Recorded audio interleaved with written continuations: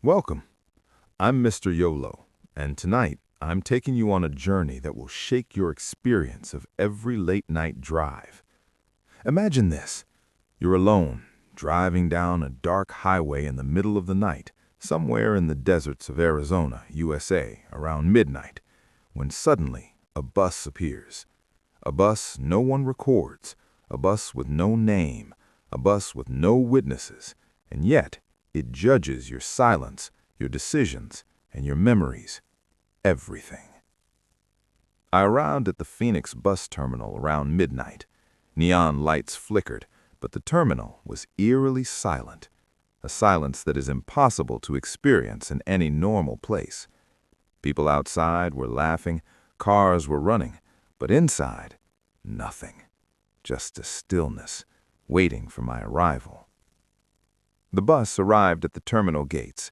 It was gray, old, and worn out.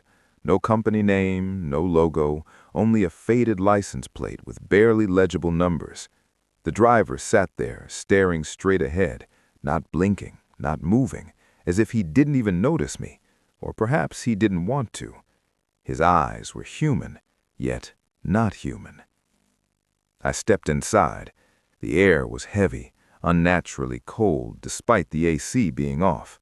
The seats were torn, curtains hanging, dust and rust everywhere. But it was the silence that terrified me. It wasn't normal silence. It was oppressive, pressing down on my chest. No whispers, no phone rings, no sound at all. A woman sat across from me.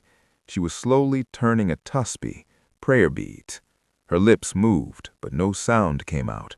Her eyes were fixed in an unnatural stare, as if seeing something invisible to the rest of the world. The bus doors closed and it moved. The radio turned on, and a distorted voice said, "It does not complete." Then silence. I looked in the rearview mirror. The driver's body was in the seat, hands on the wheel, but his face was gone. Only empty glass reflected back. I blinked, and suddenly his face reappeared. The bus slowed down. The road ahead was empty. Suddenly, a passenger stood up and vanished into the darkness. It was as if someone had called them away. Then the bus accelerated again. I looked at the floor. It appeared slightly wet. I thought maybe condensation, but when I touched it, it was sticky, not water. It was blood, slowly spreading with the bus's movement. Nobody reacted. It was like I was the only one seeing it. An old man appeared beside me where no one had been sitting before. His eyes were pitch black, no sclera, no pupils, just a void. He said in a low voice, "This is your first time on this road, isn't it?" I nodded. His smile was wide and unnatural, his teeth sharp and reflective. Here, a person who drives at night often forgets their destination. The bus lights began to shut off one by one. Only the emergency red lights remained. That's when I saw it. The floor of the bus slowly filling with a dark liquid. It wasn't water, it was blood. The old man vanished, and a voice echoed, "The return path is closed. The journey begins where the road ends." My spine tingled. The bus became like a coffin, silent, heavy, empty of life. The blood slowly moved toward my seat, but nobody else noticed. It was just me. I tried to stand, but my legs felt glued to the floor. Suddenly, the driver looked back for the first time. My blood ran cold. A woman stood, the same one who had been silently turning her prayer beads. Her hands were now covered in blood, yet she continued moving forward, stepping through the blood that had filled the aisle. Her eyes were empty voids. Her lips moved. I died in Phoenix. The driver opened the door. Outside, it wasn't dark anymore. It was an old desert road, similar to Interstate 10, but every grave along the roadside bore names slowly fading away. The woman stepped on one grave, and the earth swallowed her. The door closed. The bus moved again. Few passengers remained. I counted 13. The old man returned to my side. He said, When the count reaches 7, the truth reveals itself. I asked, "What is all this?" He gestured to the reversed city signs outside, Tucson, Flagstaff, Phoenix, all inverted. "This is the road where the dead are guided to their final destination," he said. Suddenly, the bus jolted as if hitting something invisible. The driver checked outside. A boy, just like me, lay on the side of the road. I stepped back. "That's not me." The old man smiled. "You wrote a message before leaving Phoenix. If you were late, understand, I was on the road." Memories rushed back, the bike, the push from behind, the accident. The driver picked up my corpse and placed it in the luggage compartment. Then the bus moved again. A voice from the back asked, "Why?" "You haven't chosen yet," the voice echoed through the bus speakers, piercing my heart. The bus sped up. Darkness outside was punctuated by occasional figures, headless bodies, twisted limbs, people just watching, waiting. I looked at the driver. "Who are you?" I screamed. "I only drive. The choice is yours," he said. The old man stood, taller than before, nearly touching the ceiling. "He who wishes to survive must take the place of another." Chaos erupted inside. People screamed, cried, begged. A mother hugged her child, screaming. The old man stopped her. "Inside the bus, no one truly lives. Only memories live." Her child turned to smoke and vanished. Her son fell silent, lifeless. The bus continued. Numbers flashed, the counting of passengers, each digit a witness of the souls being erased. Shadows formed on each remaining passenger seat, revealing their unacted sins.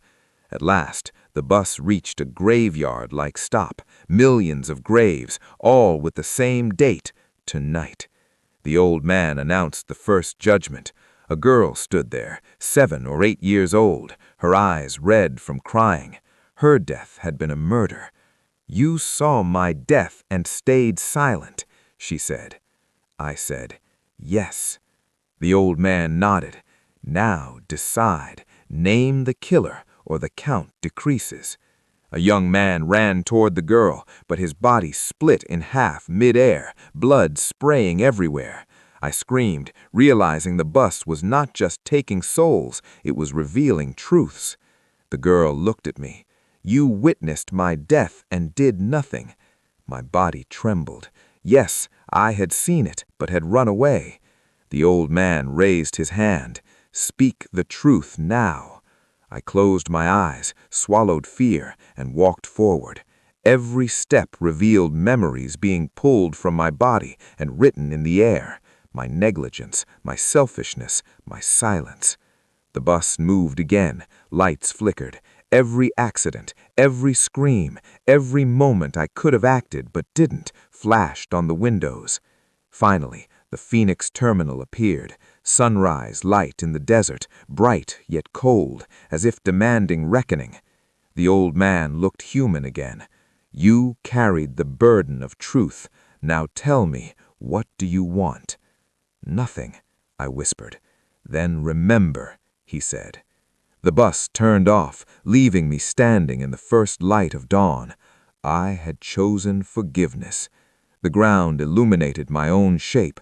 I stepped forward, feeling weight lift from my chest. The old man's last words, "You will not become a road, you will become a sign."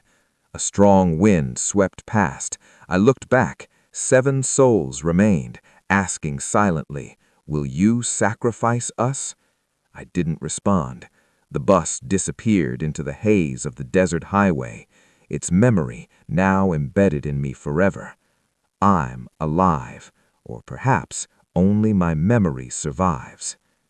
The bus slowed as it approached the final stop. Morning light spread across the desert, but it was not warmth, it was judgment. The driver whispered, "Final question before the last stop. You carried the burden of truth. What do you want?" I stayed silent. The bus lights flickered. 3 marks appeared on the floor: revenge, forgetfulness, and forgiveness. I recalled the man who pushed the girl. I remembered my own silence, those who died because we didn't act. I didn't choose revenge. I didn't choose forgetfulness. I chose forgiveness. The bus moved the last kilometer. Windows flashed every moment of past accidents, screams, and near deaths that could have been prevented. The Phoenix terminal of the desert highway appeared. Doors opened. No one descended. The driver turned off the engine and smiled for the first time. "You chose forgiveness," he said. A light appeared on the floor, perfectly shaped like me. I stepped into it. Every step felt lighter. The old man's last words: "You will not become a road. You will become a sign." Wind blew strongly, highway silent, and a whisper repeated, "You saw, you ignored, now you remember." I walked forward, haunted, weighed by memory, but alive. The road, forever silent, forever a witness. The final radio message echoed, "Your witness continues." I placed my foot on the highway, breath heavy, heart racing, carrying every choice, every sin, every ignored plea into the desert light of Arizona. And I keep walking.